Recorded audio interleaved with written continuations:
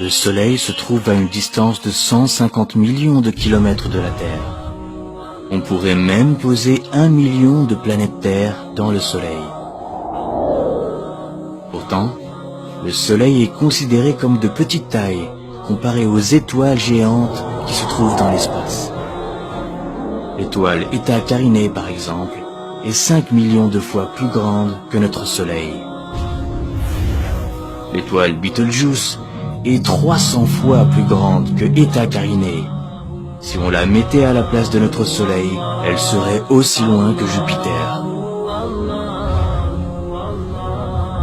Ensuite, nous avons ce monstre, Canis Majoris, la plus grande étoile découverte à nos jours.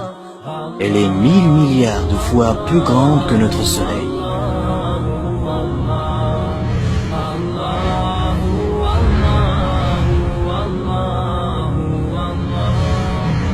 La Terre n'est plus qu'un vulgaire grain de sable.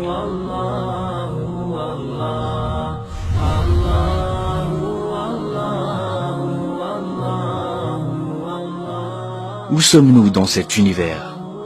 Découvrons-le ensemble.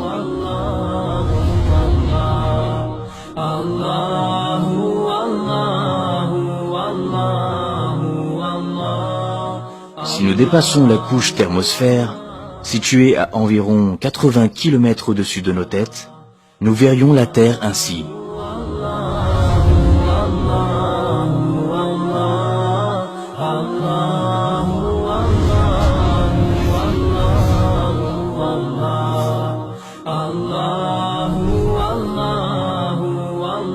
Voici les noms des satellites. Ils ont été mis en orbite autour de la Terre.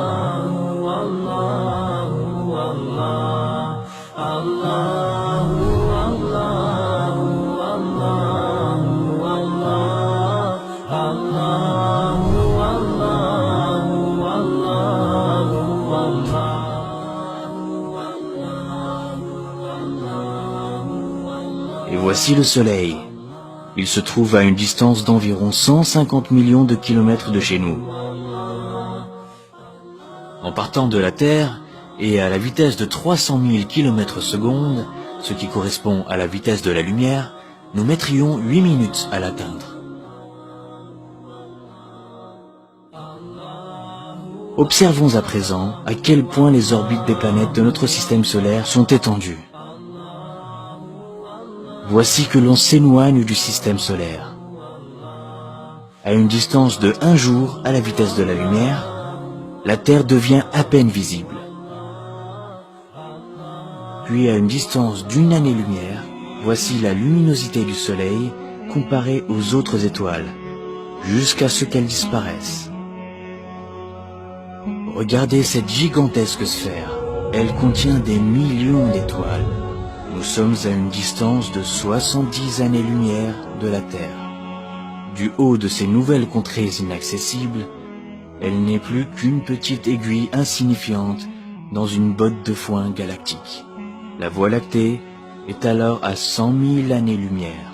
Puis, la Voie lactée, à son tour, devient un tout petit point parmi des centaines de milliers d'autres galaxies, et a fortiori, parmi des milliards d'autres galaxies, à une distance de 100 millions d'années-lumière.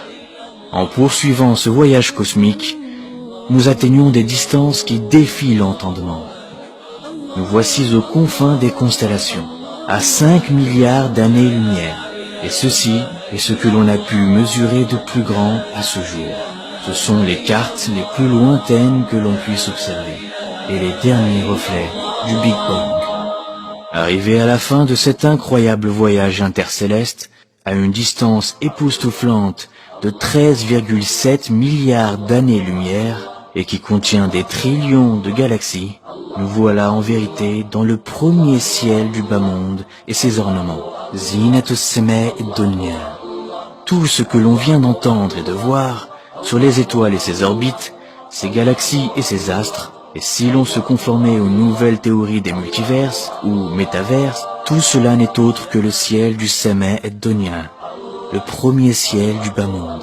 Au-dessus se trouve donc un second ciel, et au-dessus un troisième, et ainsi de suite, jusqu'à atteindre 7 cieux superposés. Et conformément au hadith du prophète Mohammed sallallahu alayhi wa sallam, les 7 cieux comparés au siège d'Allah ne sont semblables qu'à un anneau jeté dans le désert. Et le siège d'Allah comparé à son trône n'est semblable qu'à un anneau jeté dans le désert.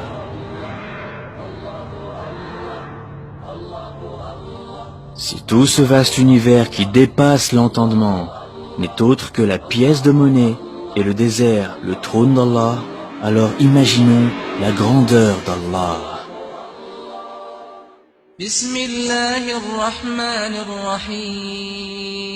Au nom d'Allah, le tout miséricordieux, le très miséricordieux.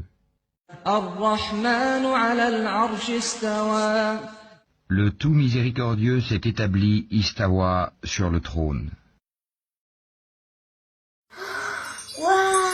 Alors, c'est qui le plus grand de l'univers? Allahu Akbar.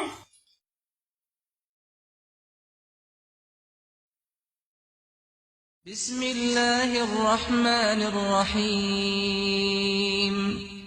Allahu la ilaha illa huwal hayyul qayyum.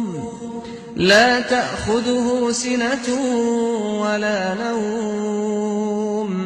له ما في السماوات وما في الأرض من ذا الذي يشفع عنده إلا بإذنه يعلم ما بين أيديهم وما خلفهم ولا يحيطون بشيء من علمه إلا بما شاء وسع كرسيه السماوات والأرض ولا يؤوده حفظهما وهو العلي العظيم